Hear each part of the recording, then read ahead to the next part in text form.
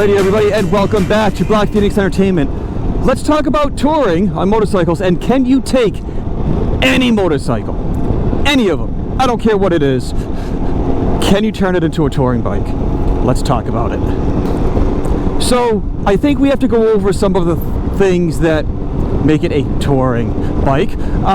Yeah, I'm talking about putting miles down, doing road trips, stuff similar to like what we do for VAM, like going down to Virginia, Tennessee. You know, you're putting on thousands of miles in a short period of time, things like that. That's what I'm talking about.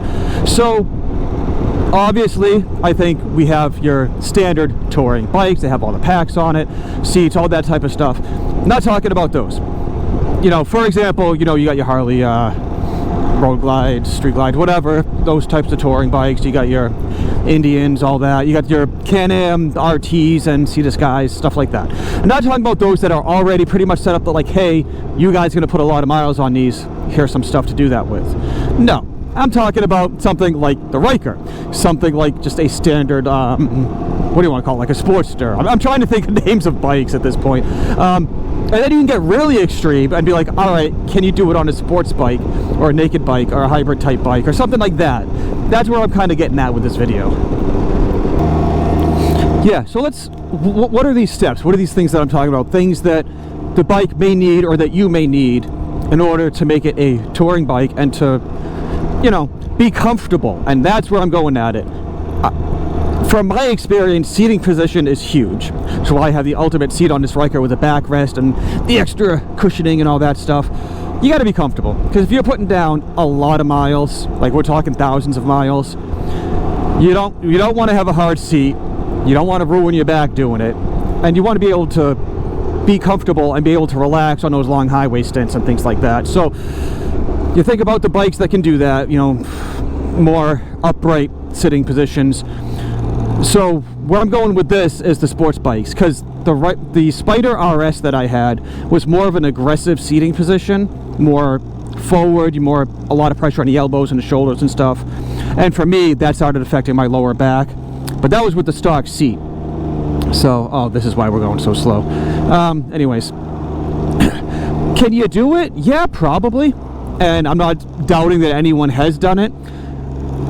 It's probably going to be preference at that point, because like I did it on the RS, and the last time that I did it was not fun, which started getting me to the point where I'm like, I gotta make a change. But sure, if you're young, fit, or you just don't care, you know, you can go out there, you can be on a sports bike type aggressive seating position and put down 2,000 miles in a week or something like that. Good for you if you can do that. And something that definitely comes up is fuel mileage, gas tank size, how long can you go on a tank of gas. So again, there are certain bikes that get better mileage, they have bigger tanks, things like that. Whether you have your transmission, I guess 5-6 speed, stuff like that, gear ratios also affect how far you can go, and also how fast do you go on the highway, because obviously if you're banging 120 miles an hour for however long, that tank is not going to last you long at all.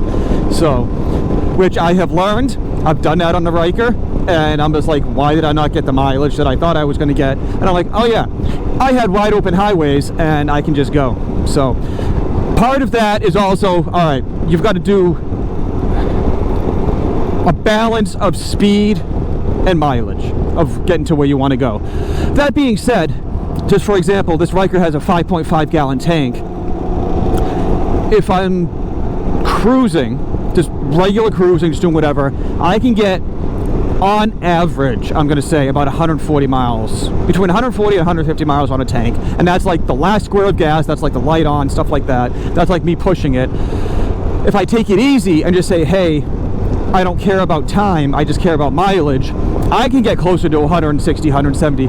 I have gotten 180, but that's really like eco mode, like pushing it, like I truly don't care where I'm going. So again, let's there are certain bikes out there that just don't, because of their setup or whatever, or just the tank size, they just don't get mileage. So you just got to balance that, be like, all right, can this bike only go 80 miles? Can it go 100 miles? Can it go 120? You know, stuff like that. And then that's how you plan it out, because those stops add up. they add up in time, and obviously money. You know, how many more times are you going to stop for gas? If you're stopping double the amount of times that someone else is stopping, obviously you're paying more for gas, so that you know, eats into the whole touring aspect of the bike. But I'm just kind of rambling at this point about gas. But so what do we got? We got comfortability, we got gas mileage. What about maintenance? How far are you going? How far can you go on an oil change? What other things need maintenance as you're along the road and things like that?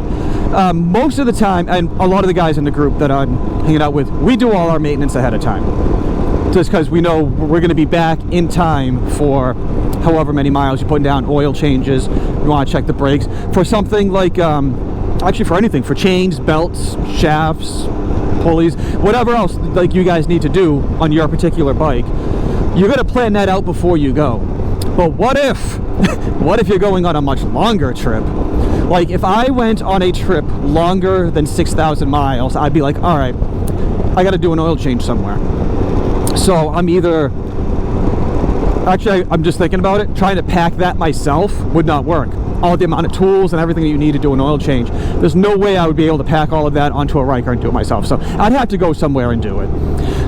And just another example for the Ryker, the CVT belt has to go between, they say between like 10,000 and 12,000 miles. So that's like, what is that, like a cross-country trip or something like that, or depending on how long you're out for. Yeah, so that's obviously a dealer thing. You can't do that yourself. So depending on the bike and how far you're going and things like that, it's like, all right, you've not only do you have to plan your stops, you've got to start planning your maintenance at that point and be like, all right, is this garage going to let me in? Is the shop open? Is there a shop close enough to where I'm going? Things like that. So that kind of plays into it. And also, that's interesting. Also,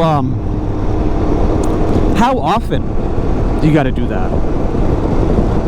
You know what I mean? Because if you're going out there and, I don't know, just for example, let's just say your bike, you have to do an oil change every 2,000 miles. I know that sounds ridiculous, but I'm just doing this as an example. And you're planning like a 6,000 mile trip. All right, well that's, to me that's ridiculous, because now you're doing 3 oil changes on one trip. 2,000, 4,000, and when you get back at 6,000 or whatever. So, I know it's a dumb example, but I'm just kind of throwing it out there. Just like, all right, if you've got a bike that needs that much maintenance and so little miles, it's probably not going to work out. And the other thing I think gets overlooked, not by everybody, but by some people, is tires. Yes, you can put whatever tire you want on your bike, but I don't think it's looked at for the amount of miles that you're putting on it, because you could have a soft tire that is like all great for like back roads and all this stuff. Then you start banging away the miles on it, and that rubber just starts going away, and you find yourself in a bad way. You're like, hey, I thought I had more miles on this tire, but apparently I don't. So, again, I think if you're planning a long trip, that's something you got to look at. Like if I, like right now in my situation with this Ryker currently having 9,000 miles on it, I know that rear tire is wearing down. If I went on another long trip, like let's say if I went on another like 3,000 mile trip, I'm not 100% sure I would trust this tire right now. I don't know how worn down it would be by the time I get back. So it's something to think about. And of course the biggest thing is space. Yes, I left the best, most obvious thing for last. You got to be able to bring stuff with you. So how do you attach things, saddlebags, backpacks, duffel bags, things like that, to a bike that probably just wasn't made to do that? So there's a lot of aftermarket stuff out there you can find for just generic universal saddlebags and stuff. That's what I did with my Spyder RS. I had a whole universal set that I just bungee corded on there, tied it to, and all that stuff, and it worked. I do a similar thing with the Ryker. I've got the side case from Can Am on there, and I put my duffel bag on the back seat. Makes it work. But again, for the longer trips, that's not enough. Like that was almost not enough for my van trip this year. It was just like barely at the limit. Like I could have used at least one other saddlebag. So again, how long are you going out for? How much stuff do you really need to bring with you? And then it's like, all right, how do you make that work? And let's just use the sports bike argument. Where are you putting stuff on a sports bike? Like, it just doesn't. I'm pretty sure somebody somewhere probably makes some sort of universal saddlebag or something for it. Oh, that's the street that I wanted. Anyways, I'll just finish this video. And yeah, so you'd have to do that and get saddlebags for your sports bike, which, and then what do? Do you do a duffel bag on it? Like, all this stuff, like, that just sounds like it would turn into a hassle to me. So, and again, this is not trailering. Trailering is a whole different deal, doesn't even matter. So, what do you guys think? What do you think? Do you think you can take any bike and make it a touring bike? Or is it just like, no, some things just aren't going to work? So anyways, go down in the comments, let me know what you guys think. And while you're down there, do all the fun YouTube stuff, the liking, the subscribing, the sharing. And while you're down there, I got a lot of cool stuff in my description. You can save some money on Epic water filters, some cool filtered water. Also, BLRtuning, Ironside Customs, save some money on some motorcycle stuff. And any money I make on this channel goes to Moby Kit Rescue to save the kittens. Thank you for rocking with the fly. See you guys on the next one.